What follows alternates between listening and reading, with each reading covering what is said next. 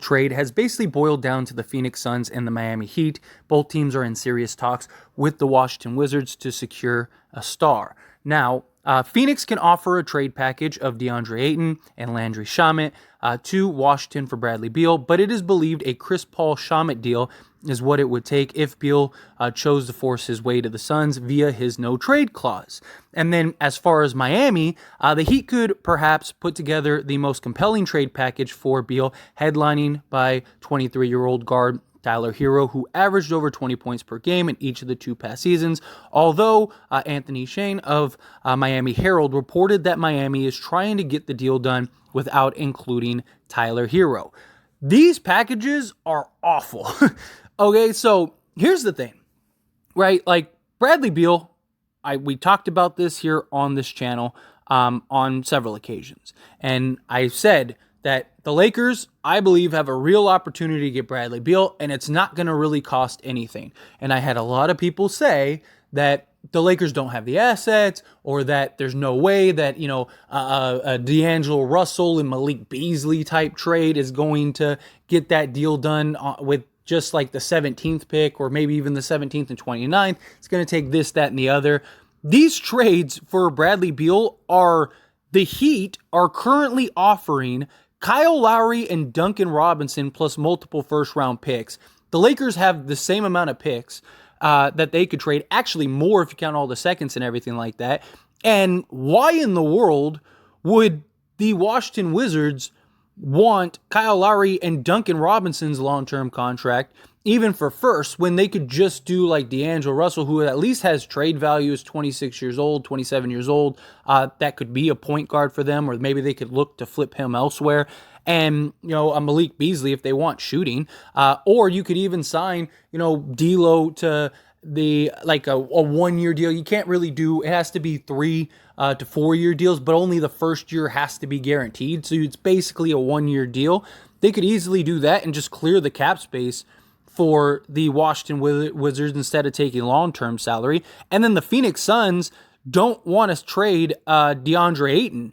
They want to do Chris Paul and Landry Shamet for Washington's Bradley Beal, and they don't really have draft picks. Again, why would they want to do that? Maybe, again, to clear cap space. You take on Chris Paul, you got to pay him $50 million, you can waive him. But Landry Shamet's got like 3 years at like $10 million per year. It doesn't make sense, right? And Miami prefers Damian Lillard over Bradley Beal. Now, obviously, look, if Miami could get Bradley Beal for Kyle Lowry and Duncan Robinson and like 2 firsts, then they would absolutely do that. I mean, who wouldn't, right? And again, the market is incredibly slim for Bradley Beal.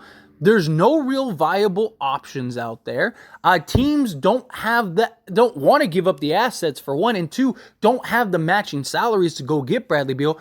The Wizards want to trade Bradley Beal to move off of his contract. I've tried to explain this on numerous occasions. Some people get it, some people understand it, but other people are like, it doesn't make any sense. Why would the Wizards want to do that? Not all trades are about players. Not all stars are the same, right? Kevin Durant and a trade for Kevin Durant is nowhere in the vicinity as an overpaid Bradley Beal.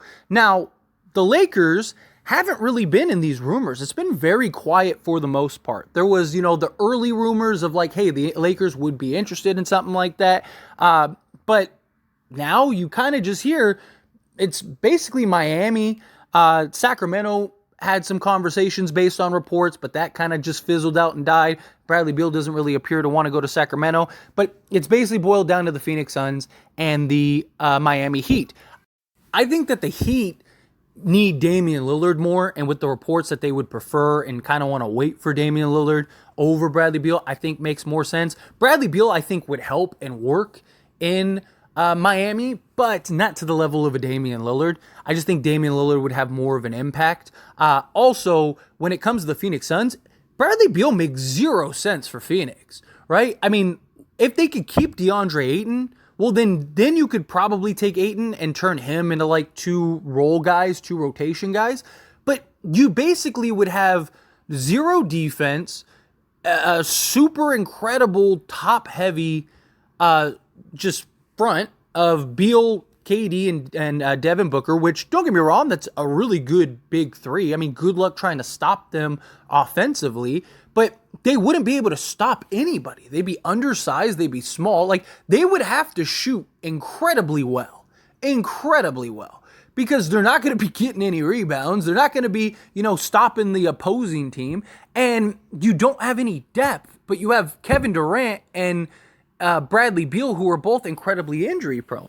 And yes, with the Lakers, it would bring up a lot of the same issues, right? You have Anthony Davis, LeBron James, and Bradley Beal, who all kind of are on the injury side, right? But you have the depth to kind of manage these guys.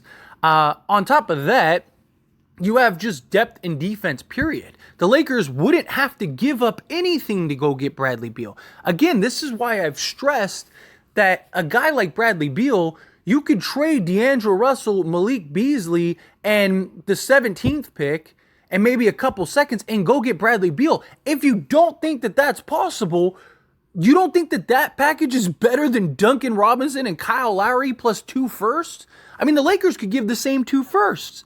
So you at least one of those firsts is in this year's draft, right? So and you don't think that you think Chris Paul, who they're gonna waive and just basically get rid of, which the Lakers would then land Chris Paul. You think Chris Paul and Landry Shamet is better than D'Angelo Russell and Malik Beasley, or D'Angelo Russell and Mo Bamba? No, right? So, and the Suns have even less draft picks.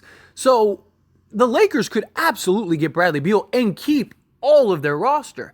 Now, the CBA is a bit of a problem, but if you have your roster intact, who cares, right? Like, the CBA only affects you if you're trying to get better or improve, right? The Lakers would only have to deal with that for 1 year.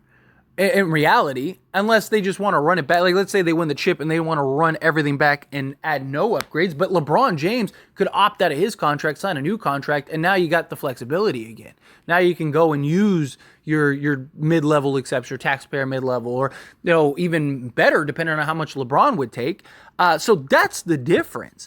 Like, the Lakers could go and realistically trade for Bradley Beal, get Bradley Beal. It would cost them nothing. And you'd still be able to keep Jared Vanderbilt. You'd still have Mo Bamba that you could work on and develop and all that stuff, unless you can move him and maybe get some other pieces, right? Could you get, I don't know, another quality player from the Wizards in that deal, and maybe throw in a Mo Bamba or something if they're just trying to unload guys? My point is that the Lakers would have all of their depth.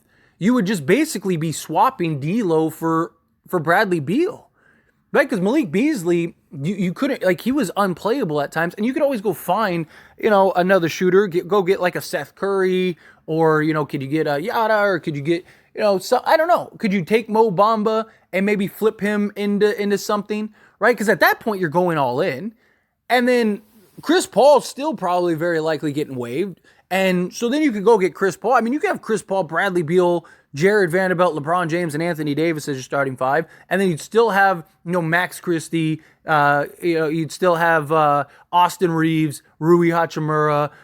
I mean, come on. The Lakers would still be stacked. Now, with the lack of rumors going around, it kind of means one of two things. Either A, or not kind of, it does. Either A, the Lakers just aren't interested in Bradley Beal, and they don't want to go that route, and maybe they're waiting to see, maybe a DeMar DeRozan. Maybe they like DeMar DeRozan more because he's also cheaper. He's like $20 million cheaper. You could actually go and trade for DeMar DeRozan and still manage your taxpayer mid-level and all that stuff. So, you could still have a lot of flexibility with the DeMar DeRozan. Maybe they're looking at it that way, or maybe they're just looking to upgrade. We know that they're trying to trade the 17th pick.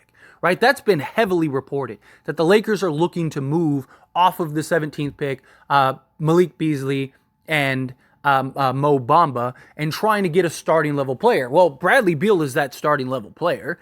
Jeannie Buss has already said publicly that she will pay the tax and do whatever it takes as long as the team is in a position to win. Bradley Beal would put you in a position to win. Bradley Beal is a better fit than DeMar DeRozan. I would probably rather have DeMar DeRozan just because you get the flexibility. But Bradley Beal would be a better fit. Bradley Beal would be one of the better fits for a third star. It's just his salary. His salary is the problem. If he wasn't making $50 million a year, then yeah. I mean, if he was making even 35 to 40 million a year, it's like, okay, like, yeah, maybe. Even then, that's still a little overpaid in my opinion, because he's paid as he's a top 5 player, but he's not, right? He's a star, but he's not a superstar. But he would be the third guy basically. There's kind of the thought that, like, okay, the Lakers, and what we've seen from Rob Pelinka, he really likes to be patient. But here's the other thing. He also does a good job of not getting things leaked, right? All of the rumors, all of the talks, all of the speculation, everything, you heard about this, that, and the other. And the Lakers were looking at that stuff. Like, it's not like these rumors were coming out of nowhere and were just total nonsense. Like, they were real rumors, but the trades that ended up happening were the trades that ended up not being reported, right? Like, Rui Hachimura came out of left field. Like, the D'Lo thing and all that stuff, like, yeah, I talked about it, but it wasn't reported. That was just like me looking at who could potentially be available, and I was like, oh, it would be cool if we could get D'Lo in a potential Jazz trade. Like, that was just kind of my thought process, and it just turned out that that's what happened, right? And I wanted Jared Vanderbilt and Beasley in the Utah trade. Those were things that I was like, if you're going to make that deal, you got to get those guys. And the Lakers just happened to get it, but they weren't heavily reported. The Jazz thing was in the off season, but then it died down and it looked like it wasn't going to happen, and then boom, it popped back up. So the Lakers not having that connection to there's no way the Lakers haven't talked to the Wizards about what they could get, like what would it cost to get Bradley Beal. I guarantee you the Lakers have at least explored it and at least have had those conversations, because the Lakers have talked about, maybe trading for Trae Young and Damian Lillard. That has been reported, but those are very unlikely, right? If not nearly impossible, right? It's not impossible, but it's very, very unlikely. Where Bradley Beal and DeMar DeRozan are the two stars that I think make the most sense for the Lakers. You don't lose any of your flexibility. You get that third consistent guy, which LeBron James and Anthony Davis gonna miss 30 plus games. Bradley Beal has been injury prone as of late, but 2 or 3 years ago, Bradley Beal was playing, 70 games a year.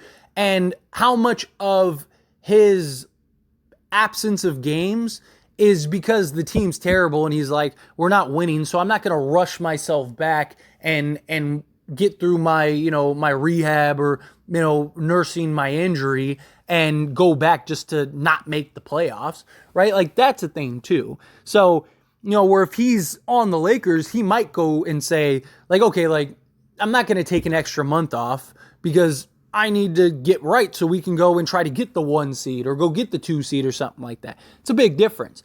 I still heavily lean. I wouldn't be surprised if come draft day, the Lakers have traded for Bradley Beal.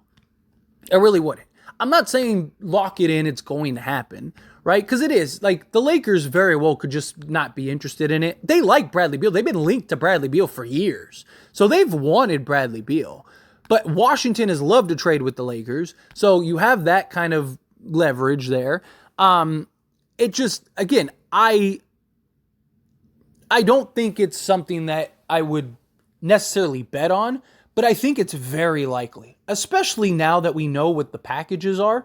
There's no way the Lakers are looking at those packages and going like, oh, we can't beat that. Of course you can. If you could turn D'Lo into Bradley Beal, you do it, right? Like, if you have an opportunity to get Bradley Beal for basically pennies on the dollar, you do it. It becomes a problem. But Bradley Beal, LeBron James, Anthony Davis, Rui Hachimura, Austin Reeves, Max Christie, Jared Vanderbilt, you basically got your entire roster. At that point, you just need vet minimum guys. You only need to find 1 or 2 vet minimum guys. You're going to get those, vet ring chasing guys, the guys that just want to win a ring, that are going to take the discount to play on a super team. And the only thing that would stop you from winning is injuries. As long as you don't get injured, you're fine. Go get a center, right? Because that's the biggest thing. You need a center, right? So go get a center, and you're basically good. You basically have your entire roster, right? And then if Chris Paul comes, perfect. You got Chris Paul, right? So now you got Chris Paul, Bradley Beal, you got Austin Reeves who can play point guard. You could maybe go get another point guard if you wanted to and get a center, and you're done. There's your roster, right? And now all is good. You probably still could keep your second round pick. You could even go and get, or maybe the Lakers do the deal. There's talks about the Lakers maybe potentially, like, what if they did something like this? Maybe I'll even make a video and talk about this. Like, what if the Lakers trade the 17th pick to Indiana for the rumored thing of Buddy Hield and the 26th, 29th pick, and then give up Malik Beasley? Lakers could get Buddy Hield, right? And then they would have 2 first-round picks. They could use those picks, D'Angelo Russell and Mo Bamba, trade those 2. You probably have to throw in like a Shaquille Harrison, but that's not a big deal. So you throw those guys in along with those 2 first-round picks for this year's draft, trade those and go get Bradley Beal. What if the Lakers flip the 17th and Beasley, D'Lo, and Mo Bamba into Buddy Hield and Bradley Beal? That's not bad. And then you go sign Chris Paul. Like, that's really good. That's a successful offseason. So, I don't know. Lakers have options. Don't be surprised if Bradley Beal is a Laker. But anyway, let me know your thoughts and opinions down in the comments below. I'd love to hear them. However you feel, let me know.